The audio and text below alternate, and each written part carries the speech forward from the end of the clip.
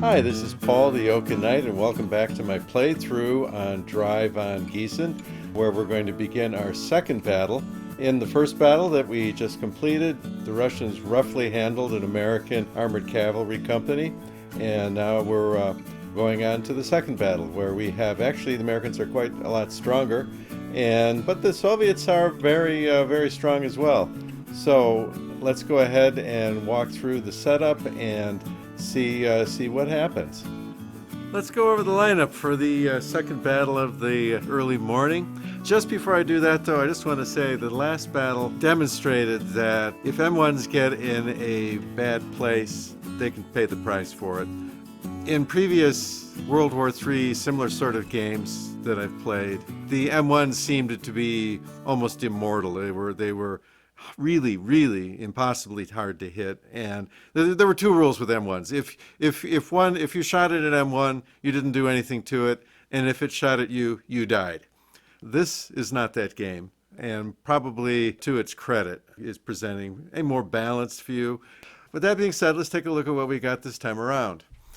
We have Charlie Company and Fox Company, both from the 11th Cavalry, so we're going to have twice the ground forces that we had last time for the Americans.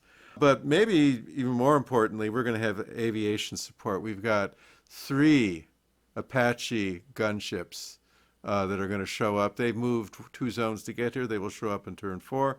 We have a recon helicopter that's going to help avoid surprise, that we're going to make a surprise rolls coming up.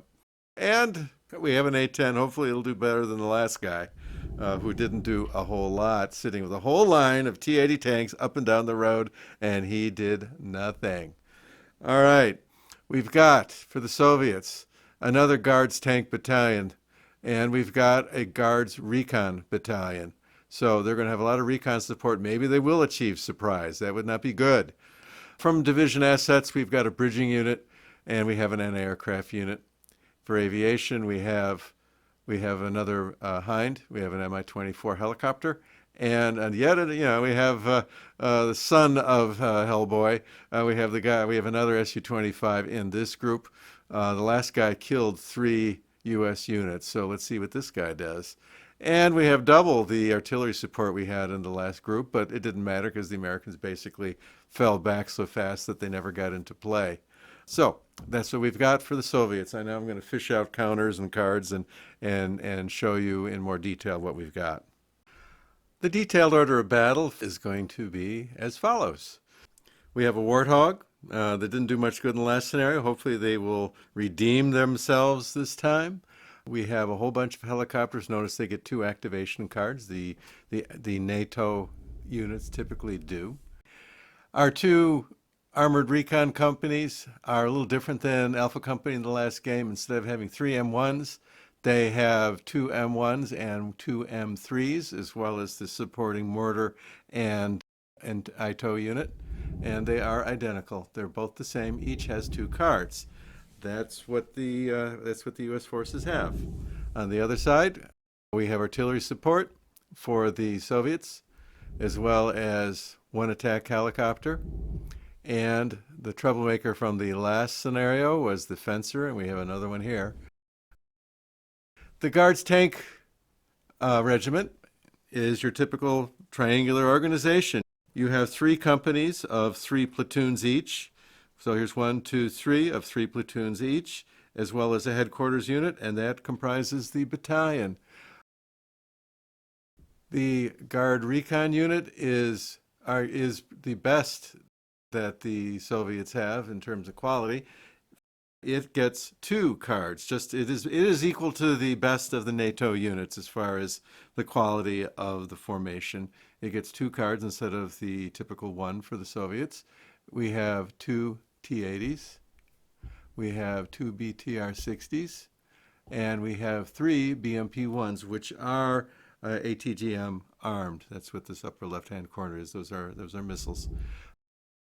And we've attached the bridging unit and the anti-air unit to the Guards Recon.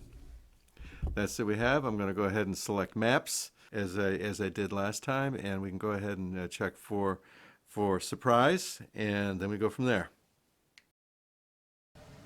Looking at the map from the Soviet side, from the side where they're going to be entering from, we see flat plains, we see open area, we see a couple of rivers, but there are sufficient bridges so that crossing that river should not be a significant problem. Objectives, we have one objective right when the Soviets enter, another one a little farther, and the third one way back in the corner over here.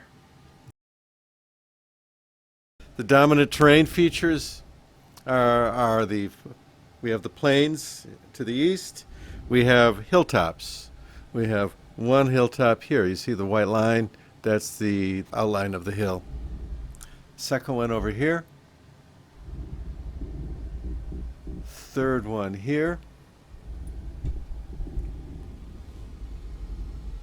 And a fourth one here in front of the town. Okay? The plan for the Allies, for NATO, is to engage right up front. So we've got heavy units, two of them, stationed on the leading hills. Here we've got we've got a pair of M1s and M3s with an NATO vehicle out this way. This would be Charlie Company, with the exception is I put their mortar in back. Second, we have Fox Company, starting with this guy, going up across here, and so again, we put their mortar back out of harm's way. The main issue with this is that, well, the recon unit's dangerous because it has two cards in the deck. So they're going to be activating twice a turn most of the time. But I am concerned about the electronic warfare situation where PACT having the advantage. We could be having a lot of issues with command control. And if we're having issues with command control, guys out of command can't move. They can op fire, but they can't move. And we could have units that are kind of hung out to dry. If we need to pull the plug and fall back, that could be a problem. So we're kind of dicing that situation. The other alternative for the battle would be to set up back. We could set up on the hilltop here, and we could set up on the hilltop here, and just let everybody come to us. Now, it sounds good, but I have some issues with that. Part of it is that the Soviets, the T-80s, have a 12 range on their tanks, okay? A regular A1 only has an 11 range. That in itself isn't so bad, but that is the range printed on the counter is not the range limit. That is the effective range. The long range goes out, say if you have it goes out to double what's on the counter. So a 12 range counter actually can shoot out to 24 hexes. What happens is that instead of having 3 dice shooting for 4s, you would have instead of changing the number of dice, it changes the penetration. Instead of 3 dice, you would have 3 dice shooting for 5s on this guy. And an M1, however, would have 4 dice shooting for 6s at long range, and its range is only 11. I don't worry too much about the long range shooting, honestly. What I worry about is the point blank shooting. When you are shooting at half range or less, rounded down, you get to add 1 to your penetration. So in this case, instead of 3 shooting for 4s, you're 3 shooting for 3s, which is deadly even to an M1. Okay. And since the T-80s have a range of 12 and the M1s, the standard M1s have a range of 11, the M1s only have point blank bonuses out to range 5.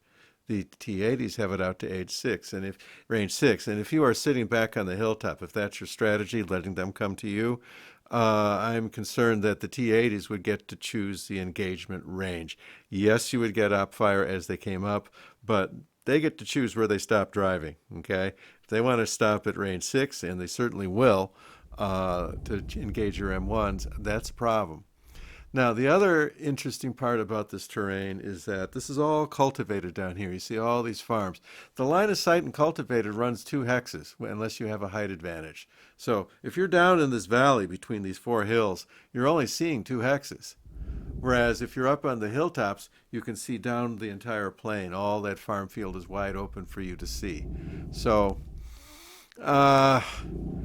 it's a trade. Certainly, you are more, in one sense, you're safer. You're not worrying about having to do a fighting withdrawal back to the second row of hills if you set up there. But I'm concerned that you're yielding too much. You're yielding too much territory. You're yielding too much initiative if you do that.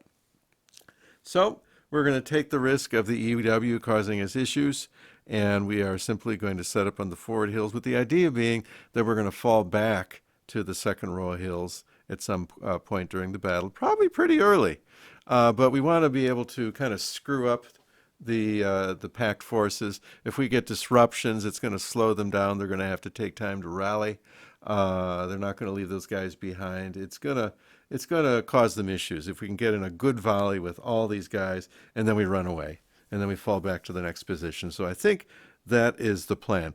And of course, let us not forget that we have 3 counters of Apache gunships coming in on turn 4, which is a very, very nice reserve to have. About the time that we could be getting in trouble, real trouble, we're going to start having Apaches show up that hopefully can get us out of trouble with their most beautiful, oops, when they're hovering. Their engagement range is 27 hexes. That means they can shoot out to 54 hexes with a detriment. These guys shoot a long way.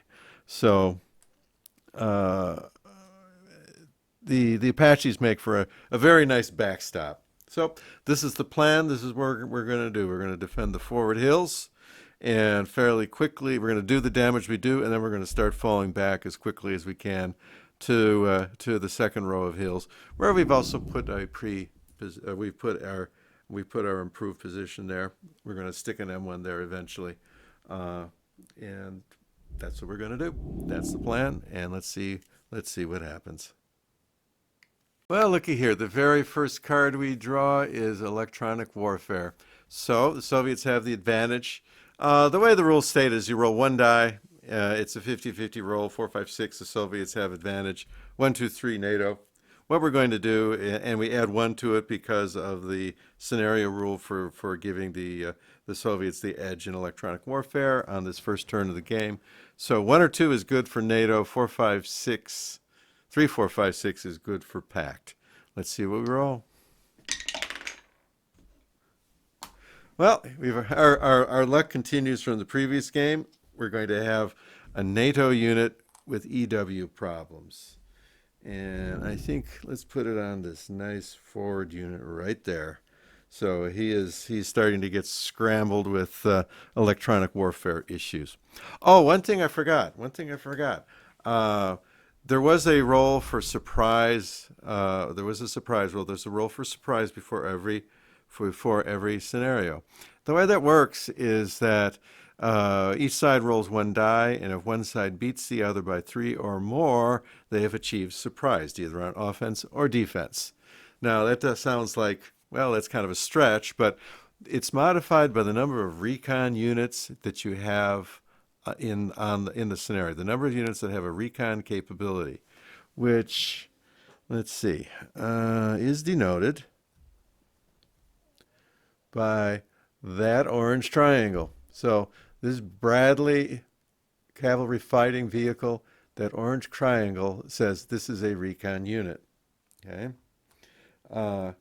not to be confused with this M1 that has a triangle on it that's a bit lighter in shade, and that means it's got Shabam armor, and the Soviet T-80s have reactive armor. They do exactly the same thing. So you have to look, if you have a darker orange triangle, that's a recon unit. A lighter orange triangle, that's special armor.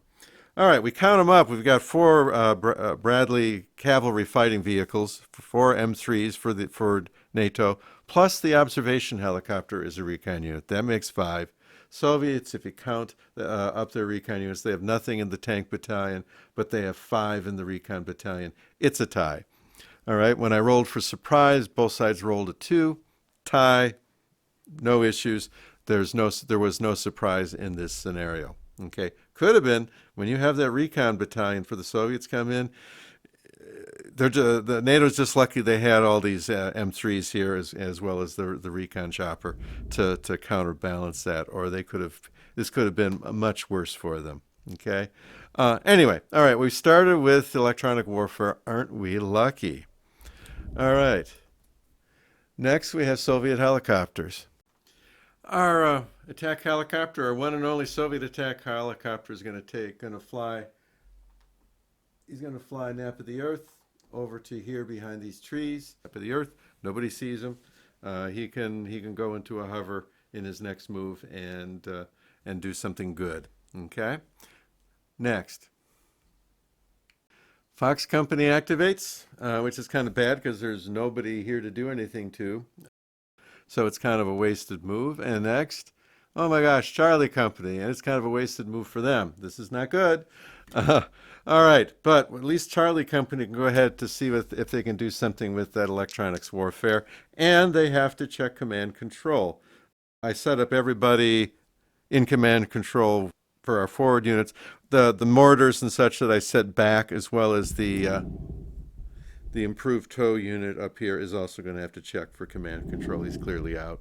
All right, I'm going to go ahead and do that. Check for command control, and we'll see what happens. Okay, looking at the guys in the hinterland, we've got the mortars that are hiding behind the towns and hills and stuff. They went out of command. The tow vehicle on the hill did not. Up here, mixed bag. We had a M1 go out of command, and these guys with the leader, they don't have to roll. We had one here. The guys over here turned out being fine. And on the good news column, the EW degraded, so it's going to be gone at the end of the turn. All right, that's what we got here. We got nothing to shoot at, so let's continue on. End of turn. Okay, another one of those will end the turn. Oh, this is bad. Fox Company, what are they going to do? So they're done, and they're not. So they will get op fires, but they're not going to be able to do offensive shooting. So it's could be an issue. All right, 10th Guard Recon is entering. Remember, these are the only Soviet unit that has 2 activation cards in the deck. So these guys are on the par with the best of the Allied units. All right, so where do we want to bring in the recon? All right, the lead units coming on the map are a pair of BMP-1s that are choosing to do move, but not move and fire. There's a 2 dice. For these units, there's a 2 dice detriment for moving fire, even if you go under half your movement. And so that would turn a 3 dice shots for 4 into a 1 dice shot for 4. And there are ammunition considerations for anti-tank guided missiles, so I'm preferring not to shoot. Okay, but the ITO unit up here on the hilltop is going to shoot. So this guy is taking opportunity fire at this guy. Range is 11. Normal range is 13. So we're in normal range, no modifiers for range. We have a moving target going in trees.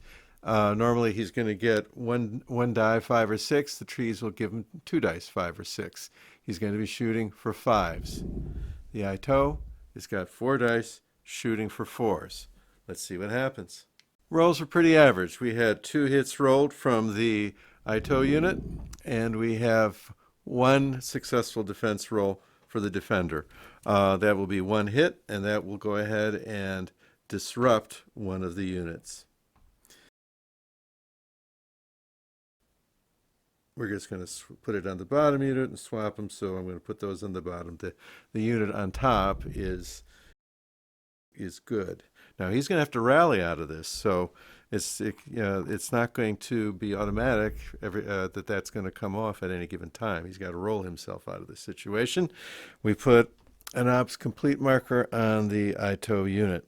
Now he was able to fire even though he was out of command, because out of command units can do opportunity fire. They just cannot move. Okay. All right, who else is coming in?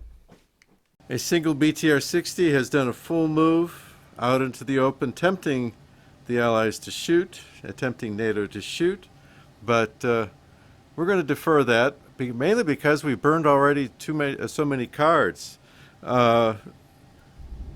These guys don't have any cards left in the deck, so the shots they take, they're not going to recover from till next turn. So they're not, if their cards were still in the deck, they probably would shoot. Charlie Company still is a card, but I don't want to use opportunity fire on that guy when we have T-80s about ready to roll on the map. So we let this guy come. The one effect he has really is that he's a recon unit. If he's within 5, you lose concealment.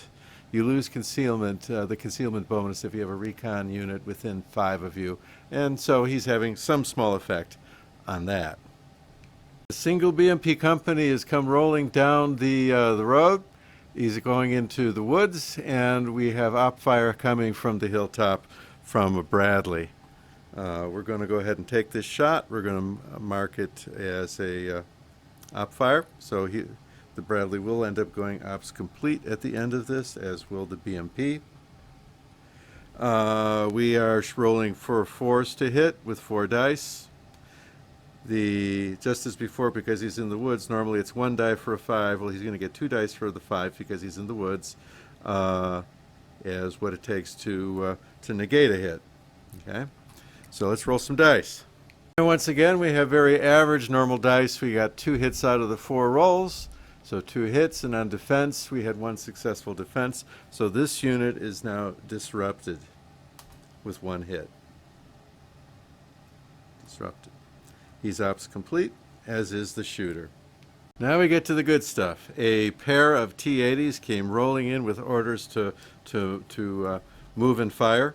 So they will be taking a shot. Their gun stabilizers are better than most Soviet. They only lose 1 die when they do so. And because they're coming in as a pair, they can get 1 die back from volley fire. But even more dangerous, they're stacked with a headquarters. And that headquarters is going to add 2 more dice to the attack. This is how you can crack through even a line of M1s when you have a pair of T-80s with a leader. So the NATO cannot live with that. So our M1 is going to be shooting for 5s with 4 dice. But he has a leader that's going to add another 2 dice. So he's going to be shooting for 6 dice for 5s at a target in the open. So we get our 6 dice. 4.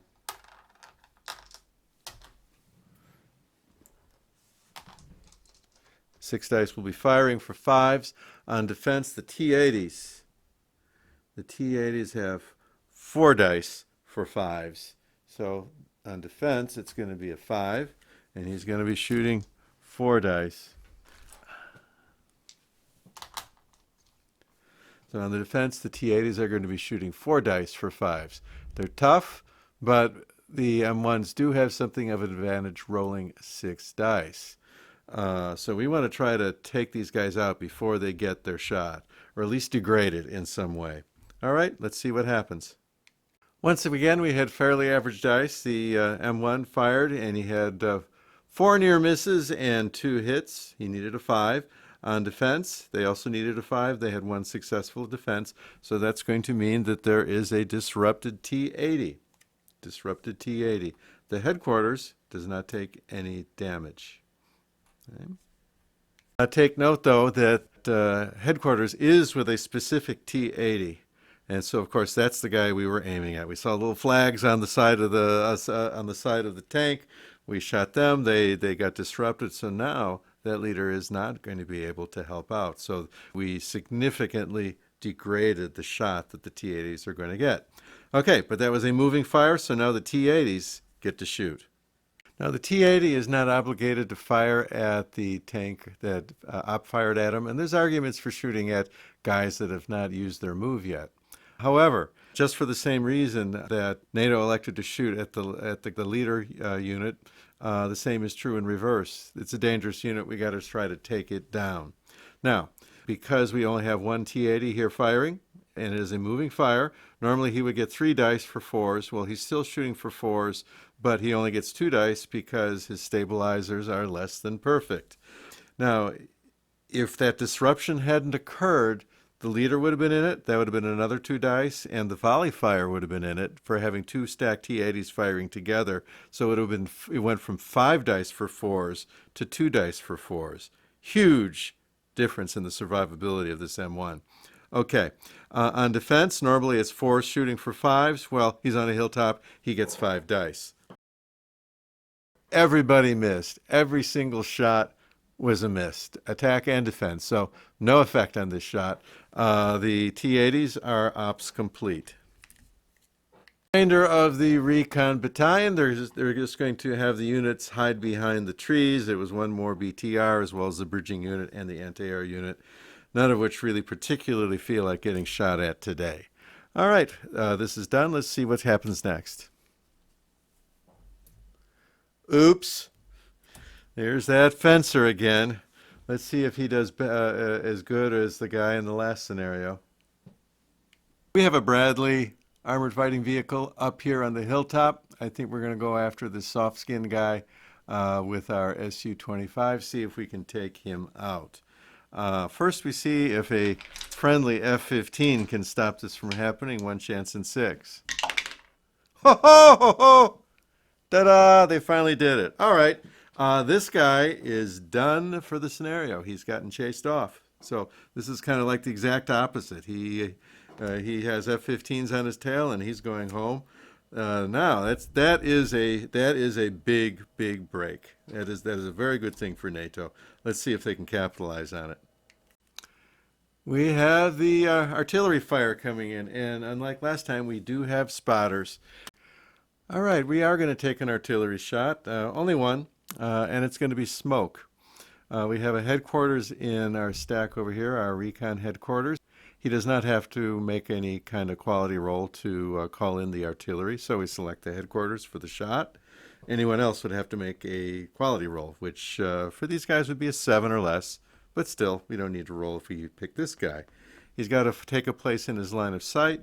So what we're trying to do, we're going to bring in the T-80s out here, and we want to try to shield them. So we don't have to make a contact roll. We did have to roll to see if the rounds landed on target. Only 1 chance in 6 of them not. They were just fine. You pick the fire for effect hex, and then with smoke, you get to branch out any which way as long as you're touching with 3 smoke rounds. So we put up a line of smoke here that goes up to infinity. So we have blocked some of the shots from the hilltop. Okay, and hopefully our T-80s will have a little bit easier time getting somewhere useful than they would have had otherwise. End of operations. All right. And just double checking here. Yes, that is the second card. Turn 1 is done. So let's see what happens here. All these X markers are going to come off.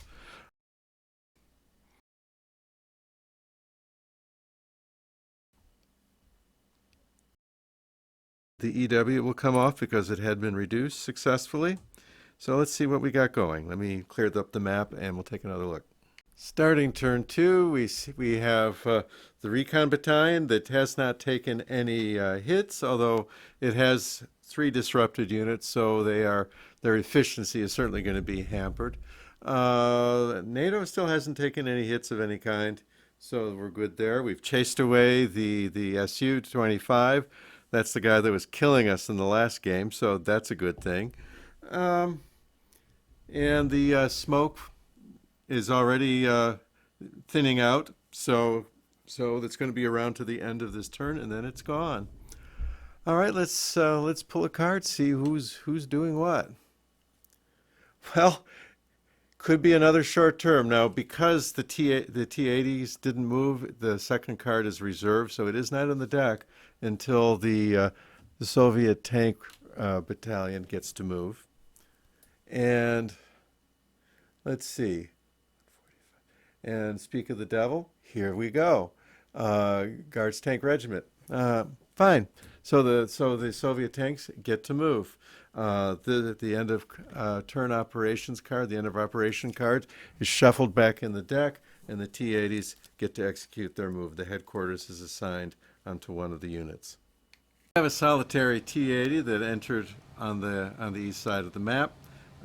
He went into the town. He cleared the town, converting the objective to Soviet control. As soon as he poked his head out of the town, a tow fire came from up on the hill, and a tank-guided missile He has line of sight. The trees are too close to the shooter to be of effect, and he's getting around the smoke, so he's got his shot. He's shooting for fours. He has 4 dice. The defender, a T80 normally has 4 dice shooting for fives, but that little orange triangle, and in this case, it's not saying he's a recon unit, it's saying he's got reactive armor, which adds 1 to the effectiveness of his dice. So instead of shooting for fives, he's shooting for fours. So as we see, anti-tank guided missile fire on T-80s is kind of a wash. 4 dice for fours on 4 dice for fours. It's just a matter of who rolls well to see what happens. All right, let's see what happens. And we had 2 hits and 3 negations, so the shot has absolutely no effect. Now, we're going to see the anti-tank guided missile shooter. He's got to make a morale roll, or he could have starting to have some ammo problems. He rolled a 5. He's just fine. So no ammo problems for this guy. But he is ops complete.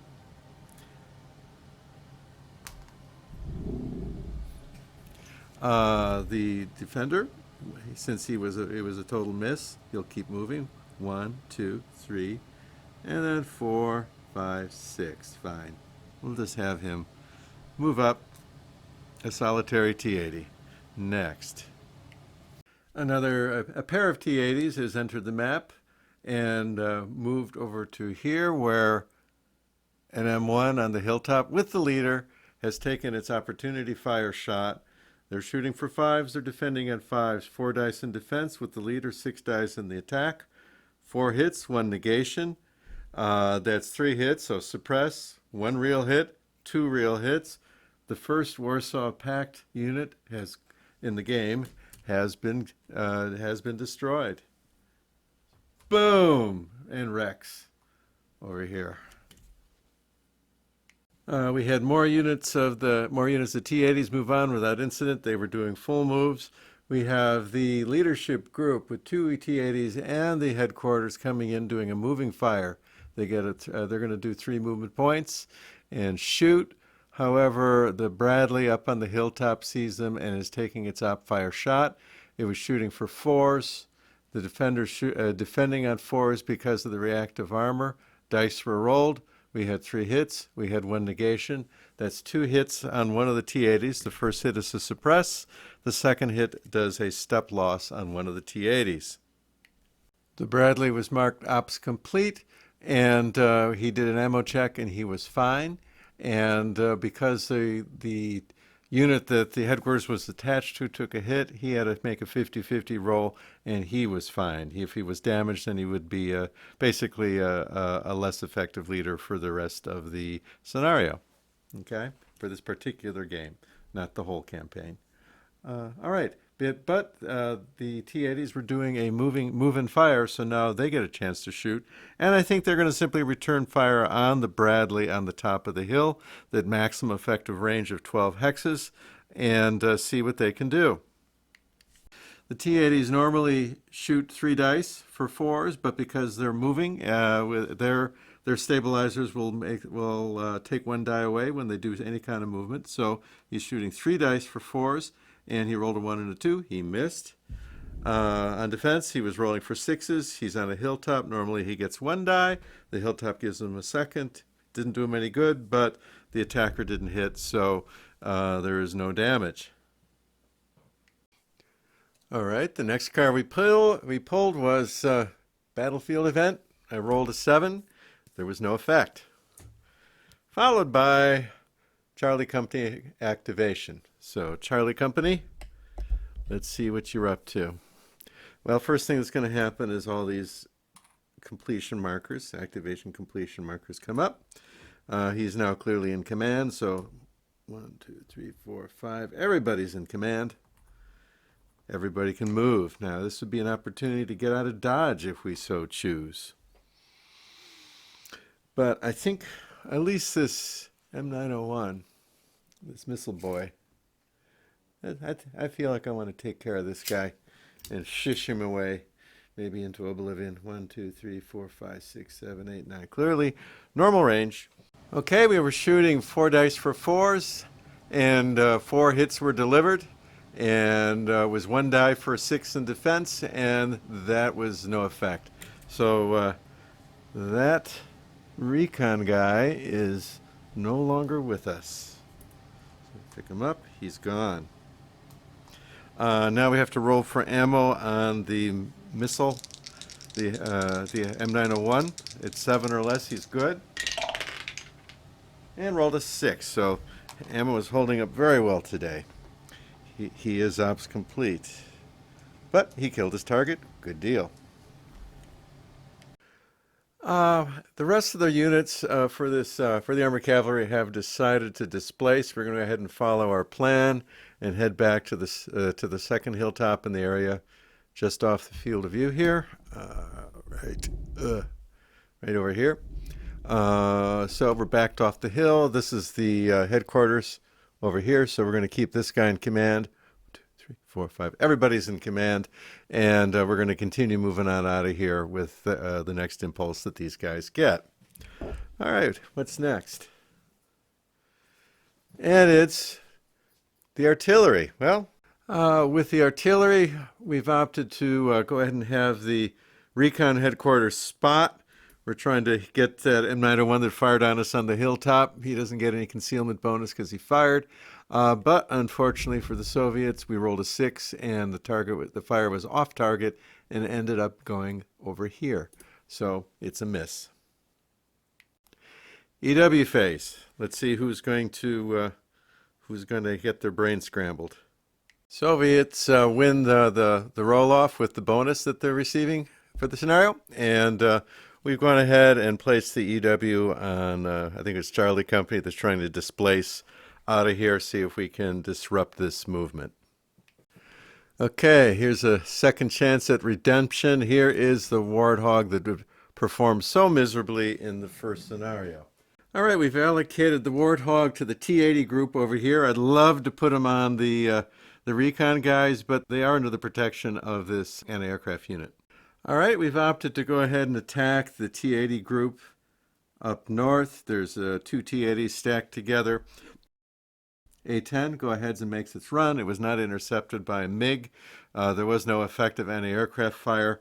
They were shooting for 3s with 6 dice. All 6 hit. The Defender was shooting for 5 6s. All 4 dice missed. 6 hits are delivered. Now, what happens is that if you have stacked units, the hits carry on through to the second unit. So the first 3 hits take out the first T-80, the second 3 hits disrupt, hit 1, hit 2, take out the second T-80. So both T-80s in this stack go away. You only put a maximum of 1 wreck in a hex, so 1 wreck appears there. And this time the A-10 has done its job. Now let's see if it sticks around. And yes, it does stick around. It's got less than 50-50, but it did stick around. So it can come around next time. All right, well that's interesting. So right now, if I remember right, this T-80 battalion it took 1.5 kills already. To add another 2 full kills, that's 1, 2, 3.5. 2, 4, 6, 7 steps. That's about a third of the unit is gone, and it's just made 1 move onto the board. So these guys are starting to wonder whether they need to stick around or whether they need to fall back and reform, and maybe this whole attack is starting to look like a bad idea for the Soviets. All right, we'll think on that. Let's pull some cards. Soviet helicopter gets to move, and he's opted to continue his nap at the earth flight down the board edge. And now maybe in the near future he'll be able to do something with seeing guys going over this way or possibly on this hilltop back here. So I think we're going to have some action with that helicopter before long. Remember that on turn 4 the Apaches show up. There are 3 Apaches waiting in the wings to come on the board and raise havoc, which is another good reason why pulling back made some sense. Because we're going to have helicopters watching our back very shortly. And the other concern was over here. While we were up on the hill, these guys could start moving up. Those T-80s could start moving up and get within 6 hexes, and then start having rolling for threes for kills or for hits. And I really want to avoid that until there's no other choice. So pulling back seemed to make sense. All right, and here comes the Guards recon. Okay, the first thing the recon guys have decided to do is to go forward with his BTR 60. So he's done a full move, no shooting, no op fire. NATO doesn't think he's worth shooting at this range. Oh, by the way, we had 3 disrupted units before. The only one that did not recover is the T-80, of course. So 2 out of the 3 recovered. They're good troops. They're going to do that. All right. So what the next thing I want to do is that of the 1 T-80 that's left, that's not disrupted, we transferred the headquarters over to them. You get to do that for any unit that's within command radius. So he just switched units. Now with the assistance of the headquarters, the remaining T-80 is going to take a long-range shot at this Bradley, way over here at extended range. Their normal range is 12, so they can shoot out to 24 hexes. That's a good long ways. It reduces one penetration factor, if you want to call it that. I think of it that way. So he's shooting for 5s instead of 4s. And he's going to get, the unit itself gets 3. But with the leader, he's going to get the extra 2. So he's rolling 5 dice for 5s. He rolled 2 5s, 2 hits. The defender is rolling for 6s. He gets 1 bonus for being on the hilltop. He's rolled 2 dice. He did not negate any hits. So the 2 hits both count. He gets suppressed, and he takes an actual hit. Okay, this guy's taking a hit, and he is now disrupted. And the remaining BMPs have gone ahead and kind of scooched over this way, so they're going to be trying to get over the bridge and over to the hilltop down the middle where Charlie Company has, or at least is in the process of vacating. They are shielded from the hilltop with these trees. The trees are positioned more than halfway towards the BMPs, so they are shielded from sight from that hilltop. So that's what they're going to do. Charlie gets his second move. And EW has degraded, so the headquarters made its roll. And the only guy that went out of command from the EW effect is the Bradley way down to the south here. All the others are free to move. However, this guy is not. And the NATO units have all taken their leave. They've left the hilltop. Charlie Company has left the hilltop, and they're in the process of moving back to their fallback hill. The one Bradley that was out of command due to the EW interference, he's got to stay there. He can shoot opportunity fire, although he is not too much chance of that. They would have to go like up on a Soviet would have to pop up on the hilltop or something. And unlikely to happen. All right, let's see what's next. And it's Fox Company. All right, these guys haven't been doing too much. Let's see what they're about. First thing is we try to rally the Bradley, and he does not rally. Okay, so he stays disrupted, meaning maybe this is not the best turn to pull out.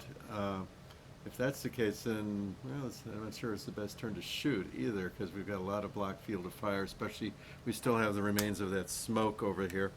I'm going to think about this for a second. Let's see what I come up with. All right, I've elected to follow the plan and start the displacement. If the cost is when Bradley goes away, well, then that just has to be the cost. We've actually gotten out of these forward positions pretty well. We've done some damage. We should feel good about about the trade of half a Bradley or maybe a full Bradley for a bunch of tanks and other things that we damaged, and as well as slowing them down. So again, these guys are pulling back, and the plan is to get back to the hilltops here. Recon guys. All right, let's see what they're up to. The disrupted T-80 rallied, and so now we have 2 T-80s stacked with the headquarters. It's a strong stack, and they're going to opt to try to finish off that Bradley that disrupted on the hilltop. So they're coming back for a second piece. Now, this is a long-range shot, so instead of having rolling for fours, we're rolling for fives instead. Three is the base. You get one extra for the volley fire, so that's 4 dice. The leader gives 2 more dice. That's 6 dice shooting for fives. And the other is 6 in defense, 2 dice. One is its own die, and one for the hilltop. Let's see what we do. All right, we do save one. Wow. And we only get one hit out of 6 dice. So the Bradley is still there. Imagine that. The Bradley is still okay. It didn't take any other hit. One hit would have killed it because it's already disrupted. So it's very vulnerable. But out of 6 dice, they only got one hit, and the defenders rolled one successful defense. So no effect. And the remaining units take a baby step forward, and that will conclude it for the recon units. And Fox Company gets its second move. And Fox Company continues its movement back to the hilltop, and our Bradley rallied and is still alive. He's got damage, but he's still there. How about that? Okay, next. End of turn. And let's see. And that's it. That was the last card. Okay, so let me do some cleanup, and we'll decide what to do next. Okay, after 2 turns, my assessment of the situation is that NATO has executed their forward defense and fallback strategy almost to perfection.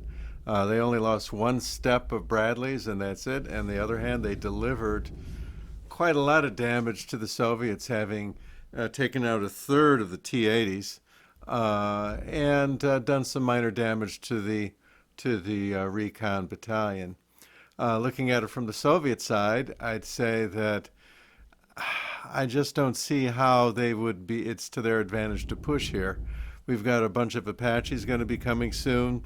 We're going to have NATO all set up on the hills in back, and so that as soon as the Soviets walk forward, they're going to be taking opportunity fire attacks all up and down the line as they come forward. My guess is that it's just the losses the Soviets are going to take are going to be more than they want to take. The situation is kind of gotten out of control a little bit with their aircraft bugging out and with the A-10 still buzzing around. So my assessment is that the NATO is going to fall back to these hills and hunker down, and I don't think Soviets are going to go forward. And rather than continue this scenario with some kind of sniping activity with helicopters and guys hiding behind trees and stuff like that, I think we're just going to call it here as a tactical U.S. victory in this particular scenario. Now, the situation is the Soviets control 2 objectives. They control here and I don't know where the other one. They can. Well, here they're going to control that. I'll give that to them. Soviets are going to have 2 objectives. Americans have 1. Okay. So what does that mean? That means the Americans get to make a choice. They can stay here, and we put an engagement marker on the strategic map. When we do that, that means that this fight continues next turn. Units can go in, but units cannot come out. So if the Americans decide to stay here, the 2 ground units, the two companies of Cav, have to stay here. And my concern is that we got a world of trouble that just happened down here, where the first battle happened. The NATO got squashed, and now we're falling back here to Fulda. If Fulda falls next turn, then the map starts branching out, and we could have some basically spaces that don't have anything in them. So my assessment is that the Americans are going to want to fall back. They're going to say count this as a victory. They did what they wanted to do. They need to fall back, and that they're going to fall back everybody to zone 6. and probably play the same way with the Germans. They're going to want to fall back one, and the guys up north, it's a little different situation. They may not need to fall back because there's no going between a lot of these areas here. It goes straight down the map, and it's you don't get until you get to here. You can't get out of that track. So they could actually hold that northern one, but this one I think they're going to play to withdraw. This one could go either way, but I think here, so that their units are not pinned down, so that they get to move them and reinforce Fulda, which I think is probably what we're going to end up doing. That's going to be what we have to do. So the Americans are going to fall back. This will be the end of this particular scenario. The Americans are going to fall back. We're going to take both our guys and fall back here.